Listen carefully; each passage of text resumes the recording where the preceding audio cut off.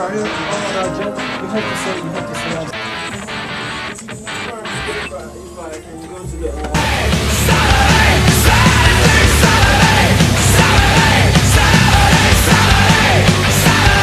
Saturday night's alright. Yeah.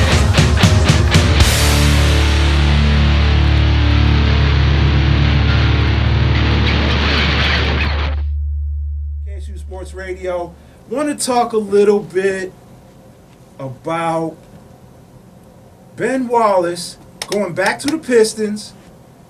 And he almost quit. He almost walked out. He almost said he didn't want to play anymore. But Ben Wallace looking to get another run back with the Pistons. And it's another Joe Dumars move, which I don't think is very good. I mean, I'm a Joe Dumars fan, but I just think he just made some bad decisions. And the biggest bad decision was trading Chauncey Billups. Why would you trade Chauncey Billups, one of the top 3-point guards in the league? Because he wanted to use a young player. He wanted Allen Iverson. He wanted a young player to run the point guard. So because that's why he was with Stuckey. Stuckey was putting more points than Billups. So he was okay. I'm gonna stick with the young guy and then trade Chauncey Billups. That will happen actually. Yeah. But not only that, you got to also remember he probably looked at his team and said, "We're not better than Cleveland. We're not better than Boston. We're not better than Orlando. We probably ain't better than the Hawks either." And that's with Chauncey Billups. You know what I'm saying? Trading him makes you even worse. No, but my point is, I think he looked and said, we're in a rebuilding year. Right. I can trade Chauncey Billups for AI and get $21 million and get that off the books. And then I can start rebuilding my team now instead of waiting for it to play out at the end of the season when I already see that this team ain't going to win a championship this year or next year. So I think that's why he did that. And I think you trade Chauncey. I think it's kind of like what the Kansas City Chiefs did with Tony Gonzalez. It's like you look at it, guys, like, I'm going to trade you to a contender. And I'm going to use what I get for you to start rebuilding my team. Right. Now, obviously, Kansas City has been, is not win what Detroit has been. But I think he saw that Detroit wasn't going to win a title and wasn't going to really compete in the East. So why not trade Chauncey to a contender and get something for him? Yeah, I think, from his position, he's looking out trying to figure out a way to better his squad, not only right now, but later on down the road. And I think, AI, he's kind of like a used car that you see sitting on the lot. It looks nice. And it looks so nice. But you didn't get that. You didn't get that Carfax vehicle history report, and somebody drove him into a lake, and he's just not the same player that he used to be. He's really not. And I know I make a joke about it, but seriously, Joe Dumars made a decision thinking he was going to better his club. He made a bad decision, Mr. Morris. It is. He made a really bad decision.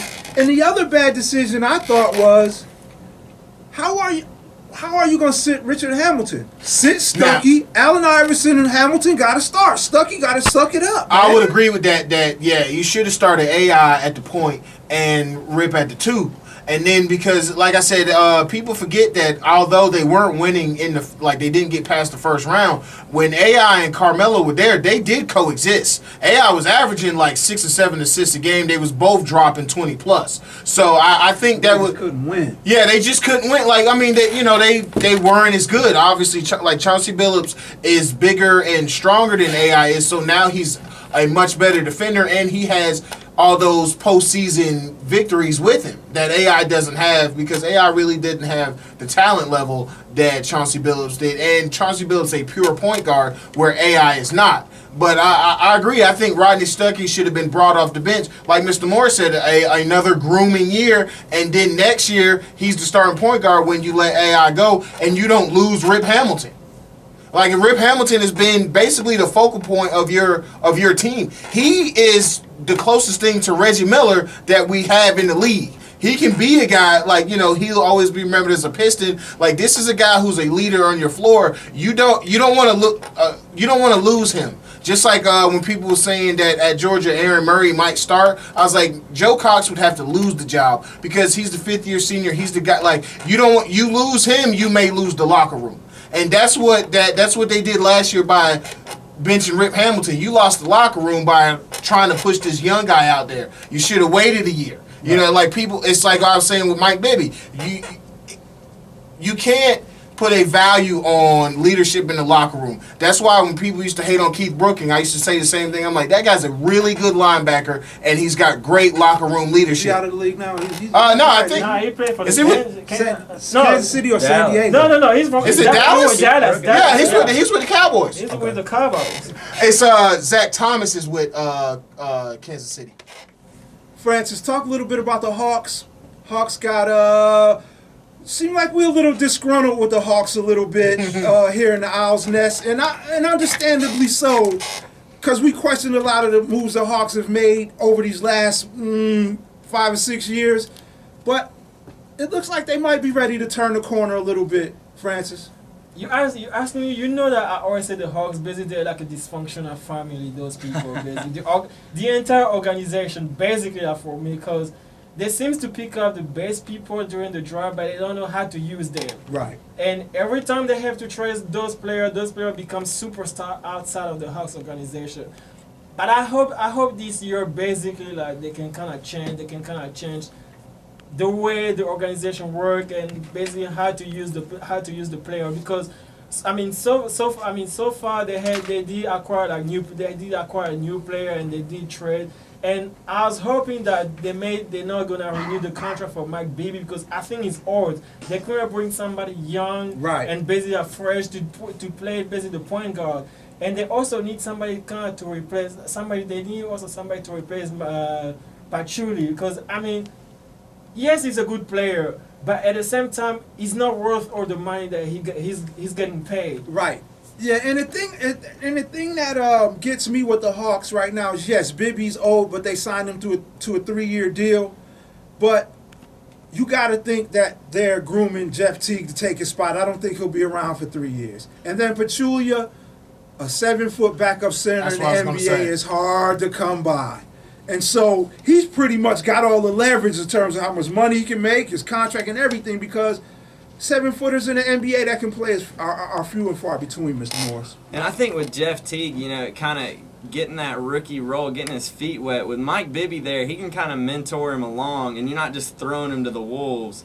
Because, we've seen time and time again, there are, exceptions. There are shining stars, but a lot of the rookies that just get thrown straight in there kind of fall by the wayside once they, get through the grind. They don't seem to last too long. But if they're mentored and brought up properly and kind of introduced to the game at a slower pace, I think it provides a lot more opportunity for success. Absolutely. I absolutely, especially playing the point guard position in the NBA, which is arguably the hardest position in professional sports besides quarterback.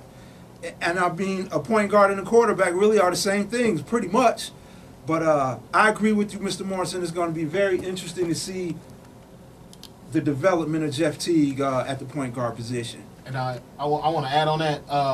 I want to disagree with Francis about the Mike Bibby signing for much the same reason, but also because they signed Jamal Crawford. So I think they wanted depth, and that's what the Hawks needed. Mike Bibby is veteran depth that's in your system and knows your system. Yeah, he's old, but I think that Jamal Crawford is going to get the majority of the minutes. I think Mike Bibby is going to start games, but I think Jamal Crawford is going to be your closer. And for the relative money that they paid Mike Bibby, they got a pretty good deal. And the same thing with Zaza. It's like you said, the position demands a lot of money, and they really didn't give Zaza all that much. Relative to his position, same thing with Marvin Williams. They pretty much, extended his qualifying offer. What he was slotted to make. So I think the Hawks have been pretty shrewd, but I think that they need to go more aggressively after some more big men, some more veteran depth. They need what they have at the guard position, at the forward and center position. With Mike Bibby, we still need him because we need that leadership in the locker room, the experience, the guy that's been there for the 2 years that we made a run in the playoffs. You can't just throw that aside and say we're starting fresh. We still got to have that swagger that we took into the playoffs last year in the postseason where we actually felt like we were a contender. KSU Sports Radio, Uncle Goody, Mr. Morris, LT, and Francis the Frenchman.